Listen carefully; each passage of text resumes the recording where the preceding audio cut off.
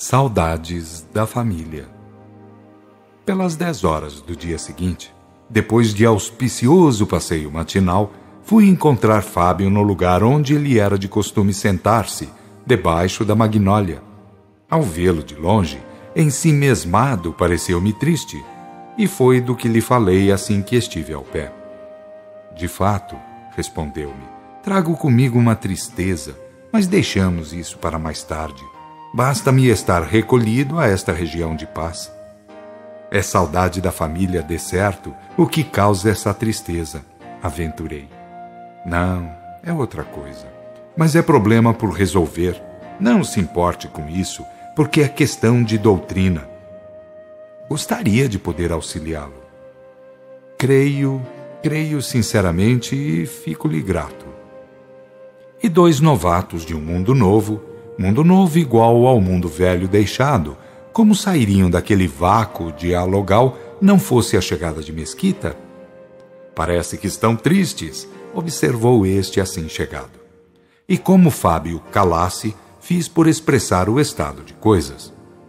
Fábio quererá, por certo, dizer ou perguntar alguma coisa, e como disse ser coisa de doutrina, também muito me conviria ouvir, posto achar-me situado no mare nostrum da questão. Como sabem, sustentei aversão aos princípios espiritistas. Todavia, como as coisas mudaram, creio que eu preciso mudar, de algum modo. Embora Fábio não tivesse simpatizado com o meu atrevido gesto, estava executado. E não me senti magoado com o seu retorcer de boca, gesto pelo qual expressou sua desaprovação. Sentia em mim uma incontida vontade de fazer qualquer coisa bem da verdade em vista, um prazer em ser malcriado. De então para cá, posso dizer, se me fosse dado, revolveria o mundo, pois sinto que o mundo nada num fétido mar de coisas e ideias desnaturadas. As convenções afogam o homem. E afogam porque não se ornam com as belezas da realidade, porque se dão apenas a cultivar o endosso dos conchavismos menos edificantes. Sendo a realidade uma, parece que se faz questão de invertê-la só para ficar bem com o camarilismo podre que explora uma situação e a própria humanidade.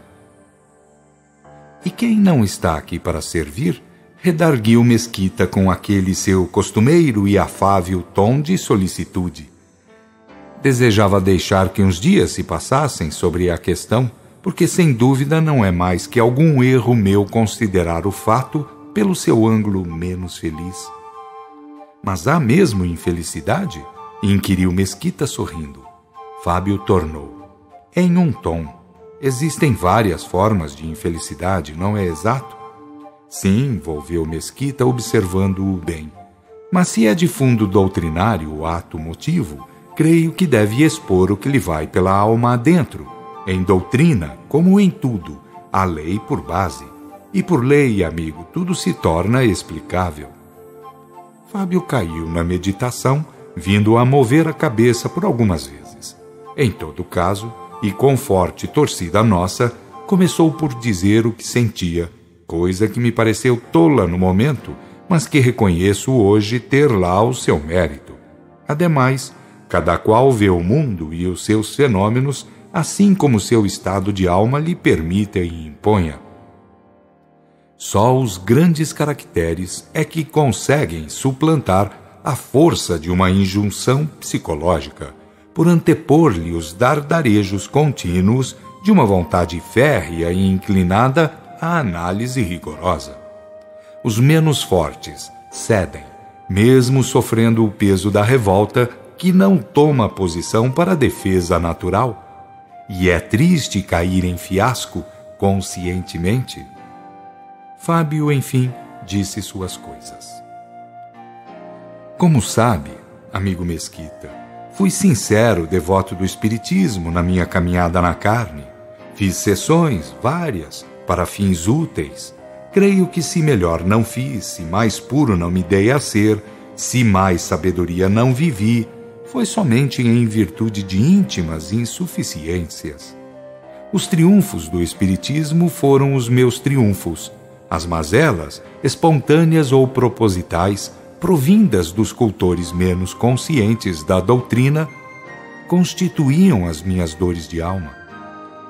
E enquanto Mesquita o observava sinceramente e de minha parte aguardava o desfecho de uma tragédia que não apareceu jamais, continuou ele. Assim sendo, portanto, não poderia ter sofrido menos ao constatar um fato digno de lástima, uma operação espiritual, como se diz por lá, que em si mesma não chegou a ser, embora tivesse tomado o aspecto exterior de sê-lo. Como isso me veio ao conhecimento, horas antes do meu desencarne, trago comigo a tristeza do fato. Sinto-me realmente compungido. Conte-me o caso, atalhou Mesquita vivamente interessado, e Fábio relatou. Certo amigo, sofrendo de há muito do estômago, procurou um médico. Este o mandou ao serviço de radiografia, sucedendo a constatação de uma úlcera. Com medo de uma operação material e sabendo de oitiva das coisas que os espíritos vivem a fazer, nesse ramo de atividade do espiritismo, procurou um senhor de mim não conhecido, que faz sessões dessa ordem, submetendo-se a ser ali operado espiritualmente. E o foi, de fato, exteriormente, mas só exteriormente. Sabe dizer-nos o que ocorreu depois? Reclamou Mesquita. Piorou, foi internado, radiografado e operado de fato da úlcera, que lá estava inteirinha. Isso, amigo Mesquita, acabrunhou muito minhas últimas horas da carne, bem assim como me amargura agora. Creio que os espíritos não deviam agarrar a quem quer que seja e depois passar um pouco de iodo para aparentar uma operação de fato. Quem mente em nome da verdade se torna muito mais criminoso, não acha? E com aquela expressão de mágoa, esperou por alguma resposta. Mesquita primeiro encarou-o seriamente, depois deu-se a sorrir bondosamente para com o amigo e brandamente explicou-lhe. Admira-me que um homem experimentado das coisas do espiritismo, assim como você é, deixe-se embair pela incompreensão das coisas. Então, Fábio, não sabe você que há muitos complexos a mais, que os acontecimentos de ordem essencialmente material estão sujeitos aos fenômenos de ordem espírita? Há espíritos de toda ordem em competência e moral. Há ambientes de todo naipe fornecendo bom ou mau campo para realizações do plano astral. De qualquer forma, para todos os efeitos, deve-se levar em conta o relativismo do meio, pois nem tudo podemos nós, nem podem oferecer tudo à vontade os do plano da carne. Além do mais, é notório, em certos casos há mesmo incompetência de ambos os lados. O relativismo hierárquico faz muita gente do nosso lado não saber usar o sim e não com a devida oportunidade e realeza. Os que não sabem disso dizem outras coisas, ofendem a verdade por culpa de quem dela se diz arauto. Ponderou Fábio inconformado, muito triste. Onde se deu isso? Quis saber Mesquita, evidenciando certo intento. A 3 quilômetros de minha casa, num bairro muito conhecido. Pois nós iremos ver isso. Pelo menos, Fábio, saberemos alguma coisa sobre o sistema que usam para trabalhar, quer os do nosso plano, quer os do plano da carne. Havendo erro, cumpre reparar na medida do possível. Fábio levantou a cabeça e esboçou um levíssimo sorriso. Em surdina inquiriu: quando? Depois de pensar algum tempo, Mesquita respondeu: quando vocês dois estiverem em condições de fazer a viagem.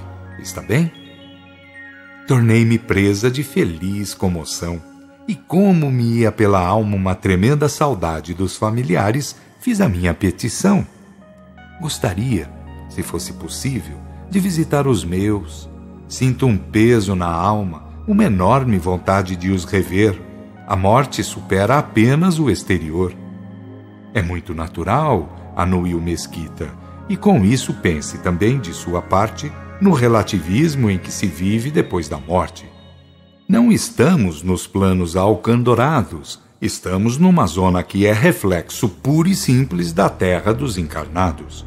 Uma duplicata levemente melhorada, muito levemente distinta. Todos os porquês da vida na carne aqui repercutem de modo ainda mais forte. De certo modo, sinto-me feliz, meu bom amigo, disse-lhe eu. Vir para aqui já é muito mais do que ir para pior. Tendo paz relativa e bons amigos, isso já significa muito. Sou grato ao Supremo Senhor pelo que me reservou. E como ao dizer isso fizesse um gesto indicativo, com a cabeça e os olhos, para aquilo que chamamos o céu, eis que recebi dele uma feliz observação. Se pensou em Deus, de verdade, não deveria ter olhado para cima desse modo. Deus não é pessoa e o céu não está lá em cima. Deixemos esses exteriorismos errôneos, essas idolatrias para os encarnados, que dizem primeiro que Deus é impessoal, onipresente, e depois, nos templos católicos, protestantes, espíritas, etc., ao dirigirem-se a Deus, querem como que furar os forros, os telhados, para verem o espaço infinito, povoado de mundos, com olhares tão piegas ou quão simplórios. Deus está no íntimo de tudo e de todos, por ser o estado clássico, a essência primeira do universo geral.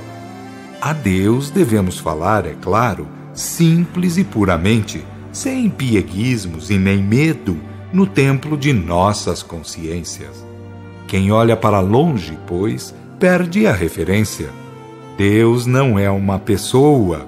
Deus é a vida em si, com sua infinidade em leis e virtudes. Cada um de nós, e tudo o mais. Somos-lhe partícula infinitesimal. A natureza ou a criação é Deus manifesto. Foi nessa hora, quanto mais desejava ouvi-lo falar, que vieram buscá-lo com urgência. Só sei que lhe disseram então: chamam-no com urgência na crosta, Dorival quer falar-lhe. Ele, despedindo-se, partiu. Partiu sumindo diante de nós. Eu e Fábio ficamos ruminando ideias, triturando conceitos e preconceitos. Uma tremenda vontade de fazer 1000 perguntas invade ao recém-desencarnado, mas falta até mesmo saber como articulá-las. E tudo se resumiu em pensar mais e falar menos. Que coisa é a evolução lenta do ser, disse Fábio quase num gemido. Eu só penso nos meus e nesse negócio de espiritismo, de operações, de comunicações. Você já está vendo alguma coisa? Afinal, o que é isto sem ser um pouco daquilo que ele ensina? Aqui estamos vivos, depois da morte, recolhidos a uma região parecida com a Terra, inferior, mas de paz. E que dizer da continuidade da personalidade humana, dos problemas humanos, do plano mental e das realidades de ordem moral? O que mais me interessa é o contato com os que lá ficaram, disse-lhe. Leis regulam e determinam tudo, tornou ele convicto. Ainda hei de falar aos meus, se Deus quiser. Mas não olhe para lado algum, falou ele, mas bem-humorado, lembrando a observação sábia de Mesquita. Ou então olhe para tudo, vendo Deus em manifestação ostensiva. Gostaria de avisar minha gente, gostaria muito. E nos chamaram para o almoço. Sim, para o almoço. Quem quiser pensar nas coisas deste lado, para fazê-lo bem, faça-o pela lei das duplicatas etéreas. O mais grosso ou denso, inferior e sofrível, desfaz-se em gamas rumo ao sublimado.